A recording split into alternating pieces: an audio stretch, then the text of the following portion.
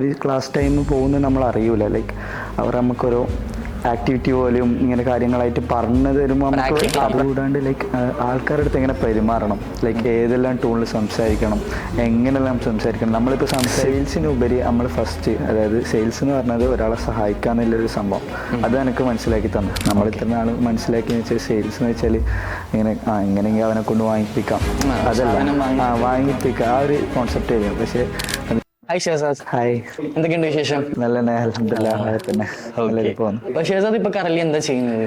ഞാൻ കറന്റ് ഒരു business run ചെയ്യുന്നുണ്ട്. നാട്ടിൽ ക്ലോത്തിങ് സ്റ്റോറിന്റെ ബിസിനസ്സാണ്. ഓക്കെ. ആൻഡ് അതിന്റെ കൂടെ ഞാൻ ഡിജിറ്റൽ മാർക്കറ്റിംഗ് കോഴ്സ് എടുക്കുന്നുണ്ട്.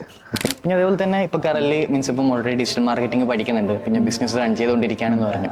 പിന്നെ അത് കൂടാതെ പിന്നെ എന്താ പറ്റി സെയിൽസ് ചൂസ് ചെയ്യാനുള്ള റീസൺ എന്താണ്? മീൻസ് ഇപ്പോൾ സെയിൽസിലേക്ക് ഇറങ്ങിത്തിരിക്കാൻ അല്ലെങ്കിൽ എക്സ്പ്ലോർ ചെയ്യാനുള്ള ഒരു ആഗ്രഹം? ഞാൻ ഈ ഡിജിറ്റൽ മാർക്കറ്റ് ജോയിൻ ചെയ്തതിന്റെ ഒരു ഹാഫ് ആകുന്ന ടൈമിലാണ് നിങ്ങളൊരു ആഡ് വരുന്നത്. നിങ്ങളെ ഹസ്ലിഫൈനെ പറ്റിയിട്ട് ഞാൻ അറിയുന്നത്. സോ ഞാൻ അങ്ങനെ എൻക്വയറി ചെയ്ത്, പിന്നെ വെച്ചാൽ പണ്ട് തൊട്ടേ സെയിൽസ് ഇൻട്രസ്റ്റ്. കറലി വീക്ക് 1 കംപ്ലീറ്റ് ആയല്ലേ? ഓക്കെ. അപ്പം നമ്മുടെ വർക്ക്ഷോപ്പ് അതേപോലെ തന്നെ സെഷൻസും കാര്യങ്ങളൊക്കെ അതിന്റെ ഫീഡ്ബാക്ക് ഒക്കെ ഉണ്ട്.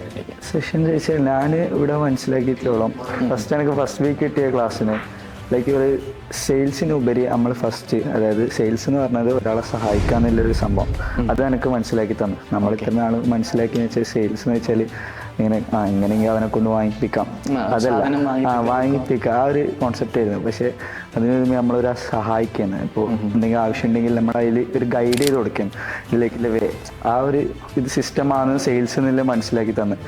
അതുകൂടാണ്ട് ലൈക്ക് ആൾക്കാരുടെ അടുത്ത് എങ്ങനെ പെരുമാറണം, ലൈക്ക് ഏതെല്ലാം ടൂണിൽ സംസാരിക്കണം, എങ്ങനെല്ലാം സംസാരിക്കണം. നമ്മളിപ്പോൾ സംസാരിക്കുന്നത്, ഞാനിപ്പോൾ വേറെ എന്തെങ്കിലും രീതിയിൽ സംസാരിക്കുകയാണെങ്കിൽ എന്നെ ആൾക്കാർ ശ്രദ്ധിക്കണം എന്നില്ല. സോ ആ ഒരു ടൂണിൽ സംസാരിച്ചിട്ട് നമ്മളെ ആൾക്കാരെ ഫോക്കസ് ചെയ്യിപ്പിക്കുക എന്നുള്ളൊരു സംഭവം കിട്ടി. ഫസ്റ്റ് വീക്കിൽ തന്നെ അതെനിക്ക് മനസ്സിലായി. ആ ഒരു ഗ്രിഡ്ജ് മാറി, ലൈക്ക് ആൾക്കാരുടെ അടുത്ത് പോയി എങ്ങനെയാണ് സ്ട്രേഞ്ചേഴ്സിൻ്റെ അടുത്ത് പോയി സംസാരിക്കാം. നമുക്കൊരു ആക്ടിവിറ്റി തന്നിട്ടുണ്ട് സ്ട്രേഞ്ചേഴ്സിൻ്റെ അടുത്ത് സംസാരിക്കും.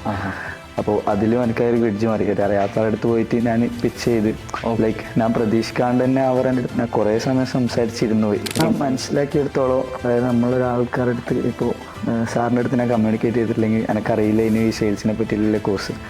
പിന്നെ എന്ന് വെച്ചാൽ ഇവിടെ എന്ന് വെച്ചാൽ നമുക്ക് സ്പൂൺ ഫീഡ് ചെയ്യുന്ന ഒരു സെറ്റപ്പ് അല്ല.